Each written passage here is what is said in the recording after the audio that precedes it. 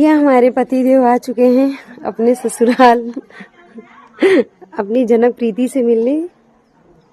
और एक वीडियो तो बनता है स्वामी जी के लिए। ये ससुर दामाद साथे आवत हैं, देखें। आओ ये देखें हमरे मिसिर महाराज आए गए हमका लिए हमका लेके जई हैं, अकेले न जई हैं। बोल दा अकेले जाबे तो लेके न जाबे, नहीं साथे लेके चलबे, नहीं न जाबे। पतिदेव के आवे खुशी में देखा चेहरे पे इतनी बड़ी स्माइल हमारे आई है। अबे मेरे पतिदेव मुँह धोते हैं, अब चलिए इनके लिए चाय बने दी। मम्मी अबे अपने दामाद राजा के लिए नाश्ता बनावा थे, अभी ना पता है कहाँ नाश्ता बनावा थे। तो आप सबके हमारी वीडियो पसंद आए तो लाइक कमेंट शेयर सब्सक्राइब करना मत भूलिए। जनक प्रीति के ढेर सारा सपोर्ट कर दिए यार। राधे राधे।